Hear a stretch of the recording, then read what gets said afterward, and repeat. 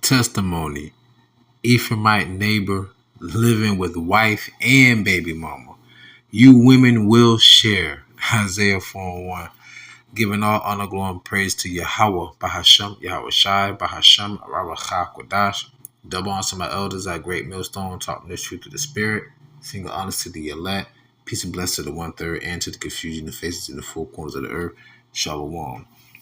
Give me about 5 minutes of your time and tell a quick testimony and bring out some precepts. But the first precept I do want to bring out Isaiah 4:1. And in that day 7 women shall take hold of one man, saying, we will eat our own bread and wear our own apparel. Only let us be called by thy name to take away our reproach. 7 means completion, so whatever number of women that will be in these last days. But going back to the testimony, my next door neighbor, he's like in his late 40s and his wife's like in her early 50s.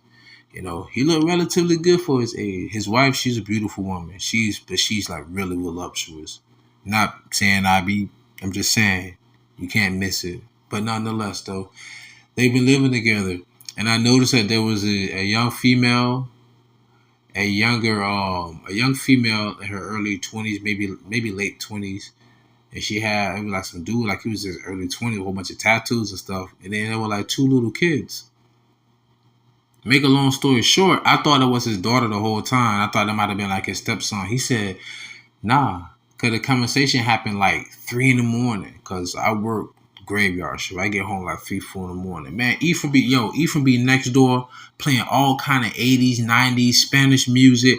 He be having his floodlight on. He be working on cars. That's all he does, work on cars. Like he told me to come over. He don't even do that. He told me to come over. It was just spiritual. He told me to come over. He was just showing me rotors and engines and everything. Like he was showing me the whole nine. Like he just told me to come over. We were just talking, breaking bread. And he mentioned it. He was like, yeah, my wife and my baby mother, they live together. That's how he talked, you know. I'm like, what? He was like, yeah, because the older woman that lived there, I thought that was his mother. No, that's his mother-in-law. So check this out.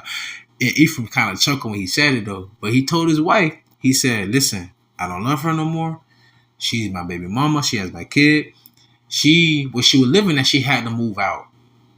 You know, price of everything is going up. So he said, yo, allow her to stay here. You know, she's getting a job. When things get good and they get on their feet, they'll be out. But the fact of the matter is, who did she run to? She ran to her baby daddy. And the wife, you know, they had to sit down and have a talk. She agreed with it. So when you women walking around, you're having your bravado, I'm a woman to hear me roar, you know, numbers too big to ignore and all of that. Reality is gonna really kick in when it comes knocking on your front door like you ordered it. What are you gonna do without a man in these last days? You know, I just thought it was glorious. You know, also that picture you saw in the beginning, that you saw for the thumbnail or whatever. They're not that young, but that's just how I'm envisioning it. You know, that's how it's gonna be in these last days, and you women gonna have to accept it or just be by yourself. Be by yourself. What do you always say? I got my own job. I got my own place. I have my own car. I have my own money. Congratulations, women. You are functioning adults. Isaiah 32:2. And a man shall be as an hiding place from the wind, like a hurricane, and a covert from the tempest, a cover from, once again, some type of strong wind, right? As rivers of water in a dry place, a man will be like an oasis in a desert. As the shadow of a great rock in a weary land. Imagine walking in a great, vast land and it's absolutely plain. Nothing in sight. All of a sudden you see this humongous boulder. And you get on the other side, the opposite side of where the sun is beaming down on. We're like that shade to you women. You don't understand that. These times out here are going to get rough. A lot of judgments going on with you women as well.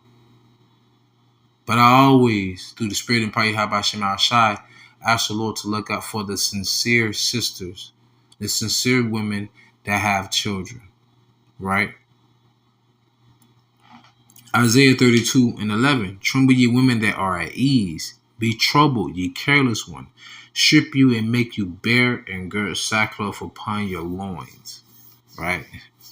But, I mean, that means that your costly array, your beautiful clothing, your luscious perfumes, you women not going to be able to do that in these last days. Who's going to protect you? You don't understand. This gender war thing that have you women so vulnerable.